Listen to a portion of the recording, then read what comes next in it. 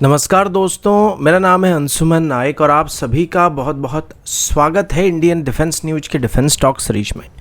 जहां पर हम रोज नए नए डिफेंस अपडेट्स के बारे में बात करते हैं। तो चलिए देर न करते हुए आज की वीडियो शुरू करते हैं।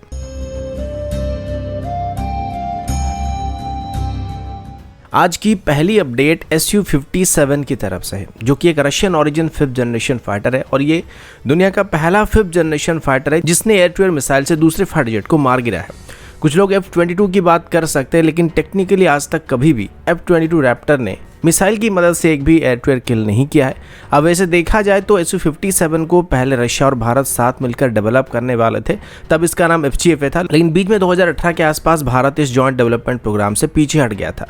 और अपनी खुद की 5th जनरेशन फाइटर जेट को बनाने पर फोकस कर रहा था। लेकिन उसके बावजूद भी रशिया की तरफ से Su-57 को फुल्ली डेवलप करने के बाद इसको भारत को ऑफर करने की जो विंडो था उसको हमेशा ही ओपन रखा गया था। अब हालांकि इसकी डेवलपमेंट से भारत पीछे हट गया था, लेकिन यूएई की तरफ से Su-57 को खरीदने के लिए रिसेंटली रशिया के साथ बातचीत करना शुरू किया गया था और अभी दुबई एयर शो के दौरान जब रशिया की तरफ से अपनी Su-57 को डिस्प्ले किया गया था, तो उसी दौरान रशिया की रोजोबरोन एक्सपोर्ट की तरफ से बात बताया जा रहा कि वो अभी इस फाइटर जेट की कंपोनेंट्स को यूएई में लोकली मैन्युफैक्चर करने को लेकर बातचीत कर रहे हैं। यानी कि अगर इसको अभी यूएई खरीदता है तो आगे चल के इसकी कुछ कंपोनेंट्स को यूएई में भी बनाया जा सकता है। इसके अलावा रशिया की रोस्टेक कॉर्पोरेशन की सीईओ की तरफ से भी ये बात बताया गया कि यूएई के अलावा अभी भारत की तरफ से भी Su-57 में इंटरेस्ट को दिखाया गया है। हालांकि अभी तक ऑफिशियली भारत की तरफ से Su-57 को खरीदने के लिए कोई भी स्टेटमेंट को इशू नहीं किया गया, लेकिन रशिया का ये कहना है कि वो अभी इसे भारत को एक्सपोर्ट करने की बात कर रहे हैं, जिसको लेके अभी भारत और रशिया की बातचीत चल रही है। और अगर ऐसा होता है तो आगे चल के इसको भारत में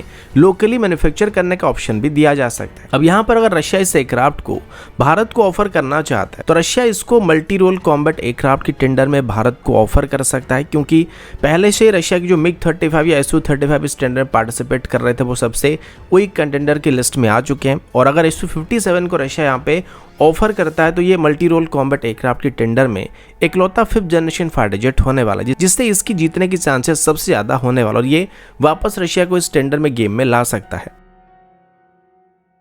अगला अपडेट प्रोजेक्ट 75I की तरफ से है, जिसके अंदर भारत की तरफ से अभी 6 मॉडर्न कन्वेंशनल अटैक सबमरीन्स को खरीदा जाने वाला है। और अभी हम इस टेंडर में भारत को ऑफर किए गए जर्मनी की टाइप 214 क्लास की सबमरीन के बारे में बात करने वाले हैं, जिसको अभी तक इंडियन नेवी को ऑफर किए गए सबमरीन में से सबसे बेहतरीन सबमरीन कहा जा सकता है। अब टाइप 214 क्लास की सबमरीन ओरिजिनली जर्मनी की टाइप 212 क्लास की सबमरीन का एक एक्सपोर्ट वेरिएंट है, लेकिन इन सबमरीन की जो डिस्प्लेसमेंट है वो करीब 1800 टन से लेकर 2000 टन के बीच होती है। लेकिन अभी इंडियन नेवी की तरफ से अपनी प्रोजेक्ट 75I टेंडर के अंदर जिन सबमरीन को खरीदने का फैसला किया गया था, इनकी डिस्प्लेसमेंट 3000 टन से ज़्यादा होने वाली है। और ये इस वजह से होने वाला है क्योंकि इन सबमरीन में नेवी की तरफ से अभी AIP सिस्टम के साथ साथ वर्टिकल लॉन्च ट्यूब्स को भी ऐड करने का फैसला किया गया, जिसमें सबमरीन लॉन्च क्रूज मिसाइल को इंटीग्रेट किया जाएगा और हमारी जो फ्यूचर SLCM होने वाले यानी सबमरीन लॉन्च क्रूज मिसाइल्स होंगे उनको इसमें इंटीग्रेट किया जाएगा। इसी वजह से इनकी डिस्प्लेसमेंट स्टैंडर्ड कलवरी क्लास की सबमरीन के मुकाबले लगभग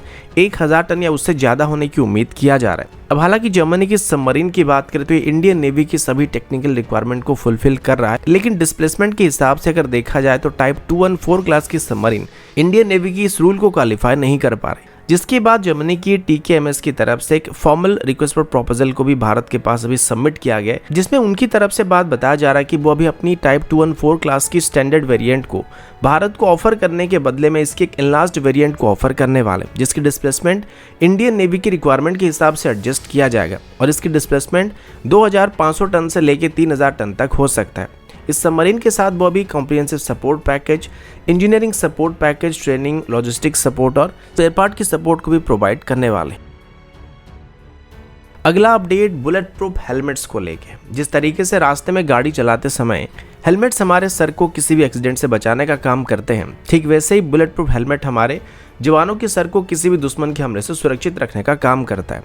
अब प्रॉब्लम ये है कि अभी तक हमारे आर्मी में जितने भी बुलेट प्रूफ हेलमेट्स को इंडक्ट किया गया था, खास करके रिसेंटली इंडक्ट किया गया था, ये सभी पहले के हेलमेट के मुकाबले तो काफी बेहतर थे, जो कि बैलिस्टिक हेलमेट है, लेकिन ये सिर्फ 9 mm तक की एमुनिशन को ही रोक सकते हैं, जिससे हमारे जवान सेफ रह सकते हैं। लेकिन अगर पॉइंट ब्लैंक रेंज से किसी भी राइफल से इनके ऊपर फायर किया जाएगा तो ये हमारे जवानों को सेफ नहीं रख सकते। लेकिन अभी हमारे टॉप और leading defence sector company MKU की तरफ से एक ऐसे हेलमेट को डेवलप कर लिया गया जो कि राइफल्स और यहाँ तक कि AK-47 की स्टील कोर बुलेट को भी रोक सकता है। इस नए हेलमेट का नाम काब्रो दोमा 360 रखा गया है और इसको अभी पहली बार पेरिस में चल रहे एक एग्जीबिशन के दौरान डिस्प्ले किया गया।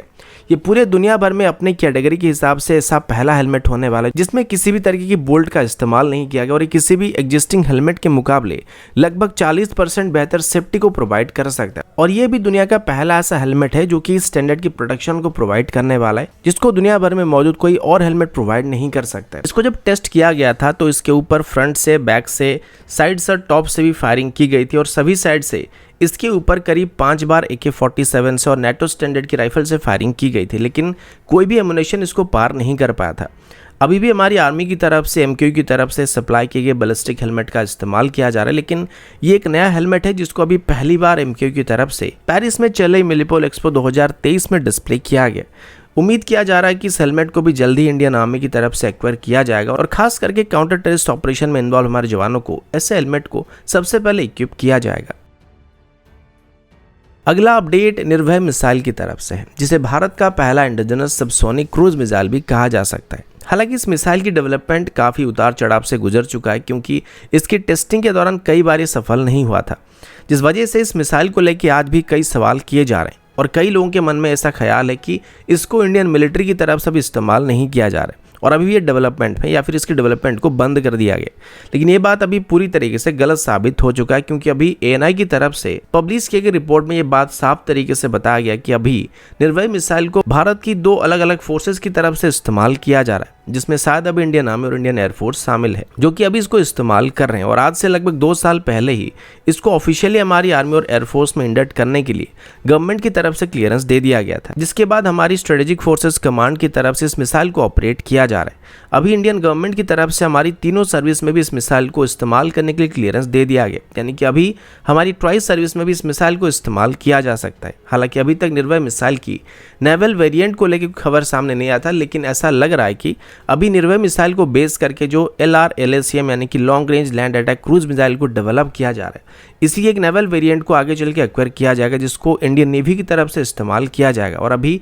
इसी के लिए गवर्नमेंट की तरफ से क्लियरेंस दिया गया। हालांकि अभी हमारे पास ब्रह्मोस जैसे सुपरसोनिक क्रूज मिसाइल मौजूद है जिसको हम हमारी तीनों सर्विस में इस्तेमाल कर सकते हैं, लेकिन निर्भय मिसाइल की बात करें तो ये ब्रह्मोस का एक कॉस्ट इफेक्टिव सोल्यूशन होने वाला है और ये ब्रह्मोस मिसाइल के मुकाबले काफ़ी ज़्यादा दूरी तक भी स्ट्राइक कर सकता है। तो दोस्तों अभी के लिए इतना ही, मिलता हूँ आपसे अगले वीडियो में, तब तक के लिए जय हिंद, वंदे मातरम।